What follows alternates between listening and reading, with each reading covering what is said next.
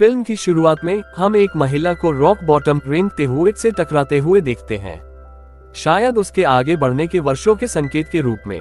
उसका शरीर इतना कमजोर हो गया है कि वह उठ भी नहीं सकती। बाद में वह रस्सी के एक सिरे को मेज से बांध देती है और दूसरे सिरे को खिड़की से बाहर फेंक देता है। ऐसा लगता है जैसे वह इस अपार्टमेंट से बहुत नफरत करती है और किसी भी कीमत पर इस अपार्टमेंट से बाहर जाना चाहता था, भले ही उसे इस कार्य के लिए एक विंडो का उपयोग करने की आवश्यकता हो। अपनी वृद्धावस्था और कमजोरी के बावजूद वह हिम्मत करती है और किसी तरह खिड़की से बाहर आकर रस्सी पकड़ लेती है। उसने रस्सी को मजबूती से पकड़ रखा था, लेकिन जैसे ही वह नीचे उतरने की कोशिश करती है, तभी अचानक उसके हाथ पैर फिसल गए। नतीजतन वह धीरे धीरे नीचे गिर जाती है। उसे देखकर ऐसा लगता है कि जैसे वह गिरकर मर जाएगी। इसी बीच उसका पैर रस्सी से चिपक गया और वह जमीन पर गिरने से बाल बाल बच गई।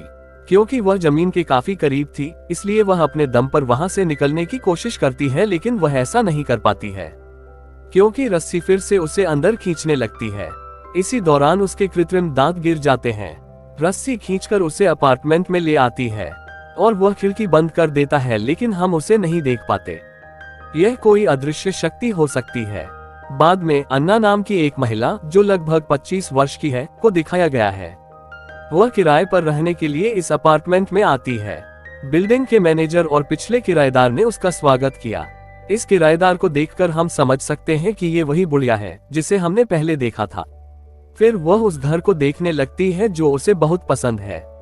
बाद में जब मैनेजर ने उसे किराए की थोड़ी सी रकम बताई, वह बहुत उत्तेजित हो जाती है। वह सोचती है कि सस्ता और आरामदायक अपार्टमेंट होना वास्तव में अच्छा है। अपार्टमेंट में रहने के लिए अन्ना को हस्ताक्षर करने के लिए समझौते के कागजात दिए गए हैं। हस्ताक्षर करने से पहले वह बुढ़िया से पूछती है कि तुम अपार्टमेंट क्यों छोड़ना चाहती हो। बुढ़िया थोड़ी देर चुप रहती है और कहती है, दरअसल मैं यहाँ से इसलिए जा रहा हूँ क्योंकि मैं दुनिया घूमना चाहता हूँ। दुनिया घूमने को लेकर उनका बयान सुनकर एना को काफी अजीब लगता है। वह सोचती है, वाह, उसकी उम्र की औरतें मर रही हैं और अपने घरों में आराम कर रही हैं और वह दुनिया घूमना चाहती है। बाद में एना उन्हें अपने बारे में बताना शुरू करती है। मैं इस शहर में नया हूँ और मैं अपने दोस्त के साथ आया हूँ, लेकिन हम लड़े और इसलिए मैं यहाँ आया हूँ। जैसे जैसे वह उन्हें अपने बारे में बता रही थी, बुढ़िया चिंतित हो रही थी क्योंकि वह कागजात पर हस्ताक्षर नहीं कर रही है और समय बर्बाद कर रही है। वह अन्ना से पूछती है कि क्या उसे यह अपार्टमेंट लेना है या नहीं, या बस यहाँ बात करने के लिए आओ, और अन्ना कहती है, क्यों नहीं, मुझे इस अपार्टमेंट की जरूरत है। बाद में जब वह उसे समझौते के कागजात देती है और वह हस्ताक्षर करना शुरू करती है, कलम नहीं चली, लेकिन बुढ़िया ने उसे कलम दे दी। वह इस अपार्टमेंट को किराए पर देने की प्रक्रिया से भागती हुई दिखाई दी। जैसा कि उन्होंने सौदा किया, अन्ना ने इस अपार्टमेंट को किराए पर लिया। बुढ़िया अपना सामान बांधकर वहां से चली जाती है। एना को अपार्टमेंट की चाबियां देते समय मैनेजर उससे कहता है, चिंता मत करो और अगर आपको किसी मदद की जरूरत है तो मुझे कॉल करें और मैं आऊंगा। ये कहकर वो भी चला जाता है और बाद में एना घर की सफाई करने लगती है। अपना सामान व्यवस्थित करने के बाद एना दीवारों को रंगना शुरू करती है क्योंकि दीवारें काफी गंदी और पुरानी लग रही थी। अपार्टमेंट में काफी गंदगी और धूल थी। वह सारा अतिरिक्त सामान बाहर फेंक देती है और बाद में कपड़े की मदद से धूल साफ करना शुरू कर देता है। बाद में वह उस कपड़े को भी बाहर फेंक देती है। जब वह धूल फेंक कर लौटती है तो वह एक आश्चर्यजनक वस्तु देखती है। जो धूल वह पहले साफ करती थी वह फिर वही लौटाती है। इतना ही नहीं, जो पेंटिंग उसने चिपकाई थी वह पुरानी नहीं थी। वहां पहले से ज्यादा धूल जमा हो गई है। यहाँ तक उसने वहां रखे ताजे फल भी खराब हो गए हैं। वह कपड़ा भी वापस आ गया है जिसे झाड़ने के बाद उसने फेंक दिया था। ये देखकर उन्हें अजीब लगता है और वो काफी डर भी जाती थी, लेकिन फिर भी वह इस पर ज्यादा ध्यान नहीं देती और इस जगह को फिर से साफ करना शुरू कर देता है। हर बार जब वह इस जगह को साफ करती है तो यह फिर से पुरानी और गंदी हो जाती है। सबसे चौंकाने वाली बात यह थी कि वह महज 25 साल की थी कि उनकी आंखों के नीचे काले घेरे और चेहरे पर झुर्रियां हैं। यह ज्यादातर वृद्ध लोगों के पास है। बाद में थककर सोफे पर सो जाती है। रात में रेडियो अपने आप चालू होने लगता है।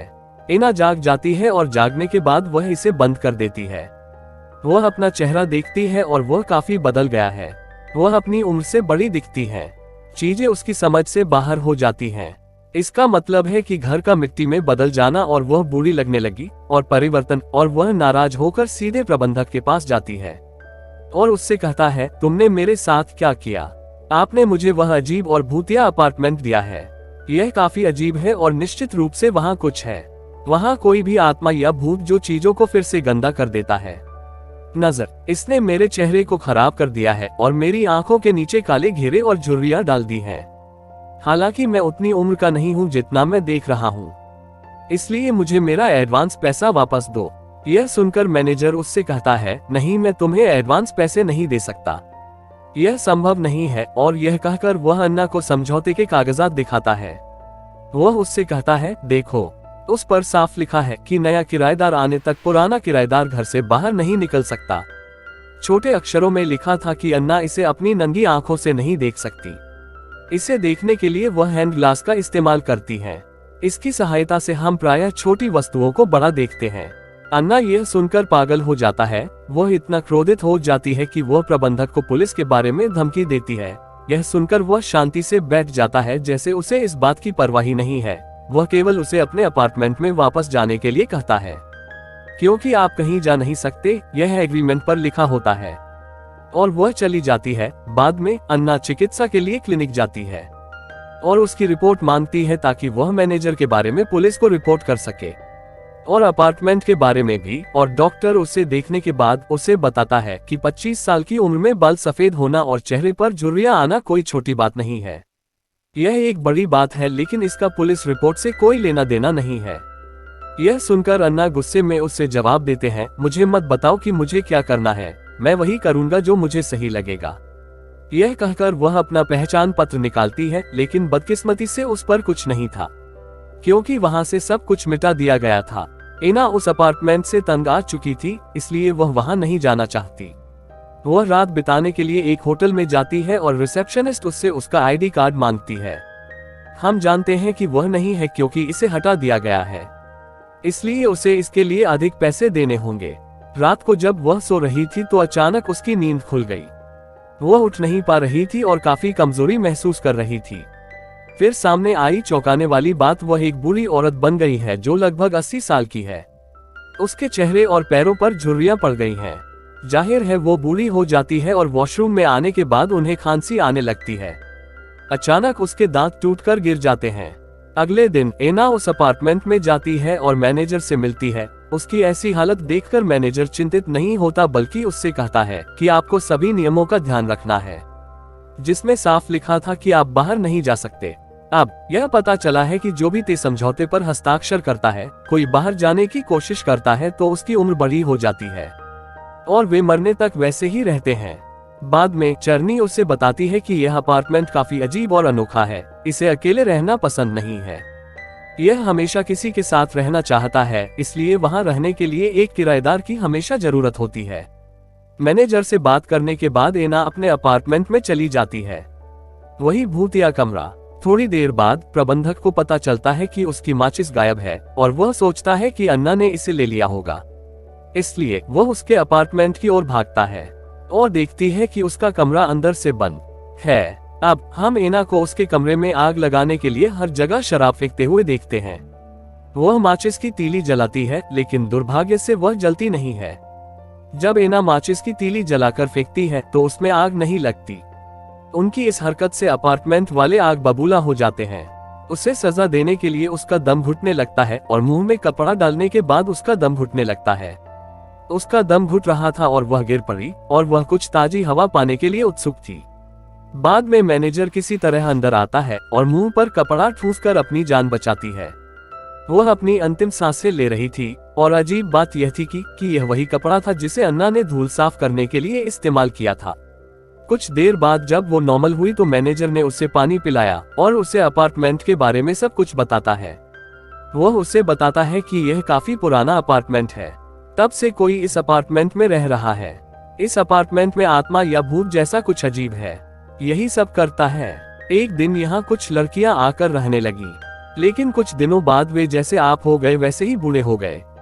यह खबर हर जगह प्रसारित और फैली हुई थी। तभी एक आदमी को लगा कि कोई आत्मा या भूत है, इसलिए उसने वहां जादू करने की कोशिश की। लेकिन वह अपने मंसूबे में कामयाब नहीं हुआ और उसकी दर्दनाक मौत हो गई। यानी इस अपार्टमेंट में जो कुछ भी है वो काफी खतरनाक है। इसे यहाँ किसी भी तरह का झंझट पसंद नहीं है।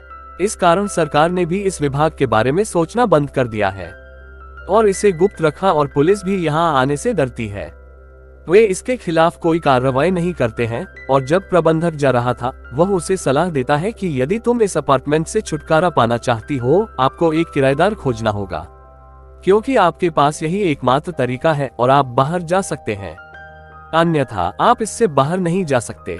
आगे हम देखते हैं एना तैयार होने के बाद मदद के लिए अपने दोस्त के पास जाती है। जाहिर है वह बूढ़ी हो गई थी और वह उसे पहचान नहीं सका। वह उसे बताने की कोशिश करती है, मैं अन्ना हूँ, मुझे पहचानो।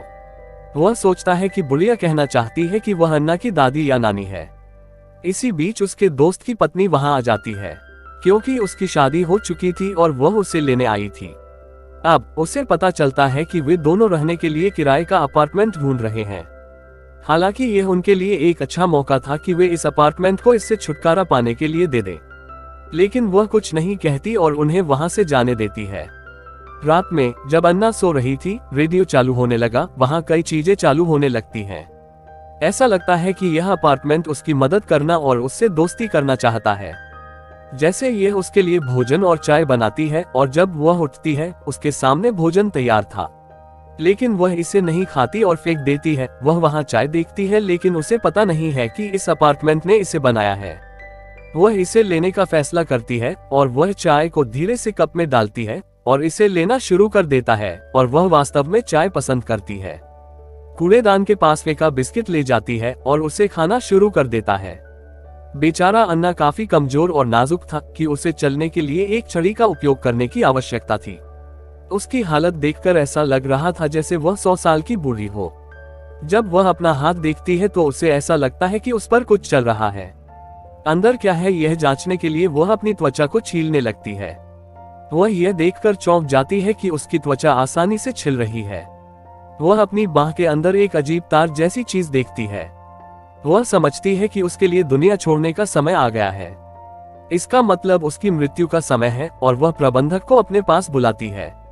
अगले दृश्य में हम देखते हैं कि एक जोड़ा इस अपार्टमेंट को देखने आ रहा है। ये कपल कोई और नहीं बल्कि अन्ना के दोस्त और उनकी पत्नी थे।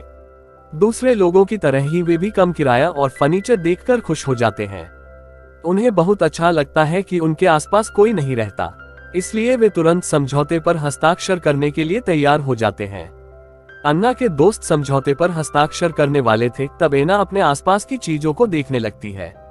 अचानक वह समय देखने लगती है जब वह वहां आई, जिसका मतलब है कि जब वह फंसी हुई थी। थोड़ी देर बाद उसे अपना दर्द महसूस होता है। मैं इन सभी परिस्थितियों से कैसे गुजर रहा हूँ। वह नहीं चाहती कि जो उसके साथ हुआ उसके साथ ऐसा हो। तभी वह अपनी दोस्त को रोकने के लिए उसके हाथ पर गर्म चाय फेंक देती है। बाद में वह उसे इस समझौते से अलग कर देती है। वह चिल्लाकर उसे चेतावनी देती है, यहाँ से चले जाओ और यहाँ कभी वापस मत आना। वे बिना कुछ कहे वहां से चले जाते हैं। जाहिर है वे चले गए हैं और इसका मतलब है कि अन्ना ने वहां से जाने का आखिरी मौका खो दिया है। हालांकि वह चाहती तो उससे बदला लेने के लिए अपनी सहेली को फंसा सकती थी। हो सकता है वह अपने आखिरी साल बाहर बिताए, लेकिन उन्होंने ऐसा नहीं किया क्योंकि उसके दिल में अभी भी अपने दोस्त के लिए प्यार और इंसानियत है। उसने स्वार्थ नहीं दिखाया है, लेकिन अपने दोस्त को बचा लिया है। ऐसा करके उन्होंने अपनी जान कुर्बान कर दी है। वह किसी भी तरह इस जर्जर अपार्टमेंट को खत्म करना चाहती थी। यह देखकर मैनेजर के होश उड़ गए। जब मैनेजर वहां से जाने वाला था, एना ने उससे कहा, मुझे जाते समय दरवाजा बंद करने का अनुग्रह दो और कई सालों तक वापस मत आना, क्योंकि मैं इस अपार्टमेंट को खत्म करने की कोशिश करूंगा। क्योंकि उनका भी मानना कि अगर वहां कोई नहीं आता है, लोगों को मारने के इस अपार्टमेंट का चक्र समाप्त हो जाएगा। इसका मतलब है कि न तो लोग बूढ़े होंगे और न ही वे मरेंगे, और किसी प्रकार का श्राप हो तो वह भी टूट जाएगा और इस अपार्टमेंट में किसी भी तरह की आत्मा और भूत भी मर जाएगा। मैनेजर उसकी इस बहादुरी की तारीफ करता है और उसे अलविदा कहकर चला जाता है। उनके जाने के बाद हम अन्ना को इस अपार्टमेंट में अकेले देखते हैं। ना कोई मिलने आएगा उससे और ना ही है दम इतना उसके पास कि वह नीचे जा सकती है, और उसकी हालत देखने के बाद ऐसा लग रहा था जैसे उसकी मृत्यु का समय आ गया हो।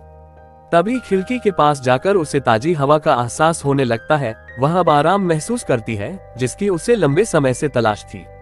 वह जिस परेशानी से गुजर रही थी वह आज खत्म होने वाली थी, क्योंकि उसने अपनी नियति को स्वीकार कर लिया था। बाद में सोफे पर शांति से बैठने के बाद वह इस अपार्टमेंट से कहती है, यह सब बंद करो और इसे छोड़ दो। बाद में उसकी आंखें बंद हो जाती हैं और वह अपना सिर सोफे पर रख देती है। ऐसा लग रहा था कि यही सोफा उसका आखिरी आराम होगा। इसका मतलब है कि वह यही खत्म हो जाएगी। सोफा धीरे धीरे उसके सिर को निगल गया और वह अब उसका हिस्सा बन गई। फिर वह धीरे धीरे सोफे में धंस गई। वह उसमें पूरी तरह से डूबी हुई थी और अंत में केवल उसकी पोशाक ही बची थी। बाद में अन्ना का दिल एक तार की तरह भौतिक हो जाता है और सोफे के कुशन के साथ मूल रूप से विलीन हो जाता है। उसका सिर भी सोफे पर एक सफेद कपड़े में लिपटा हुआ है। अब हम सीखते हैं कि कैसे यह अपार्टमेंट अपने निवासियों को खुद को पुनर्निर्मित करने के लिए फंसाता है। और फिल्म